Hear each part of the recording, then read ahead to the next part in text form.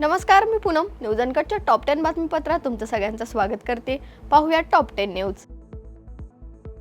तेलंगणाचे मुख्यमंत्री रेवंत रेड्डी यांनी शुक्रवारी पहलगाम दहशतवादी हल्ल्याच्या निषेधार्थ मेणबत्ती मोर्चाचं नेतृत्व केलंय, ज्यामध्ये 26 जणांचा मृत्यू झालाय आणि पंतप्रधान नरेंद्र मोदी यांनी पाकिस्तानला योग्य उत्तर द्यावं आणि पाकव्याप्त काश्मीर भारतात विलीन करावं अशी विनंती केली आहे। ऑल इंडिया मजलिस इत्तेहादुल मुस्लिमीनचे अध्यक्ष असदुद्दीन ओवैसी यांनी इतर काँग्रेस नेत्यांसह विरोधी एकनेते प्रदर्शन करताना श्री रेड्डी यांनी हल्ल्यातील बळींना श्रद्धांजली वाहिली आहे।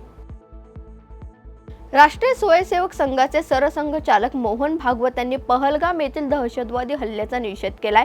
अहिंसा हा भारताचा धर्म असला तरी भ्याडपणा स्वीकार नाही असंही ते म्हणालेत। अशा हिंसेच्या परिस्थितीत दोन्हीतील फरक ओळखण्याची गरज त्यांनी व्यक्त केली आहे। त्यांचं हे वक्तव्य राष्ट्रीय सुरक्षा आणि दहशतवादाला योग्य प्रत्युत्तर देण्याबाबत संघटनेची भूमिका स्पष्ट करत असल्याचं त्यांनी सांगितलंय।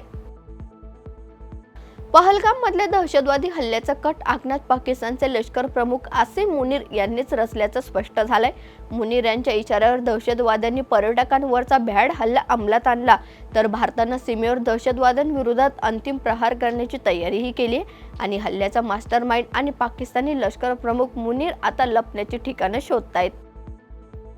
मसाजो गावचे सरपंच संतोष देशमुख हत्या प्रकरणातील आरोपी वाल्मिक कराडची काल दुपारच्या वेळी श्वसनाचा त्रास होऊ लागल्यानंतर त्याचा सिटी स्कॅन करण्यात आलाय। मात्र या तपासणीला अहवाल रात्री उशिरा येणार असून यानंतरच पुढील उपचारांची दिशा ठरणार असल्याचं वैद्यकीय अधिकाऱ्यांनी सांगितलंय। पोलिसांनी जर 50 लाख पकडलेत तर 50,000 रुपये दाखवतात असं आक्षेपार्ह केलेल्या वादग्रस्त विधानाबद्दल एकनाथ शिंदे यांनी संजय गायकवाड यांच्यावर तीव्र शब्दात नाराजी व्यक्त केली आहे। अशा पद्धतीचे आक्षेपार्ह विधान लोकप्रतिनिधींच्या तोंडी शोभत नाही, त्यामुळे यापुढे बोलताना काळजी घ्या अशा शब्दात एकनाथ शिंदे यांनी संजय गायकवाड यांना समज दिली आहे। पहलगाम दहशतवादी हल्ल्यानंतर कोणत्याही चौकशीला तयार असल्याचं पाकिस्तानचे पंतप्रधान शहबाज शरीफ यांनी म्हटलंय, तर भारत जगाची दिशाभूल करतेय। कोणत्याही विश्वासार्ह तपास आणि पुराव्याशिवाय तो पाकिस्तानवर खोटे आरोप करून देशाची बदनामी करतोय आणि पाकिस्तान आपल्या सार्वभौमत्वाचं रक्षण करण्यास तयार आहे असंही त्यांनी सांगितलंय।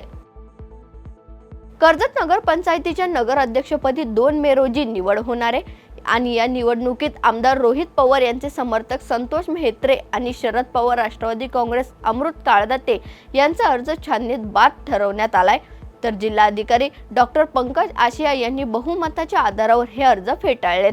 त्यामुळे आता निवडणुकीत कोण बाजी मारणार याकडे सर्वांचंच लक्ष लागलंय।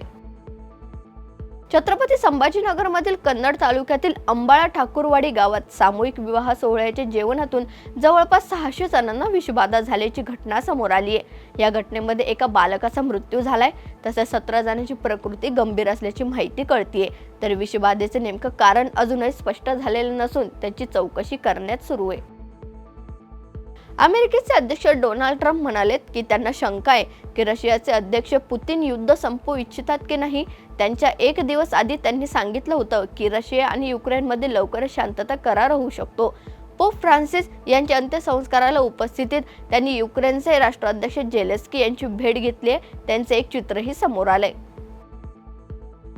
भिवंडी तालुक्यातील राहणार गावच्या हद्दीत स्वागत कंपाऊंड परिसरात फर्निचर गोदामाला भीषण आग लागल्याची घटना घडली होती, तर आगीवर नियंत्रण मिळवण्यासाठी अग्निशमन दलाच्या 4 गाड्या घटनास्थळी दाखल होऊन गोदामात लाकडी प्लाऊड फॉर्म रेंजिन सोल्युशनचा मोठ्या प्रमाणात साठा असल्यानं आणि पाण्याची कमतरता असल्यामुळे आगीवर नियंत्रण मिळवण्यात अग्निशमन दलाला अडचण निर्माण झाली होती। या बातमीसह टॉप 10 बातमीपत्र तिथेच थांबूयात। पाहत राहा न्यूज अनकट।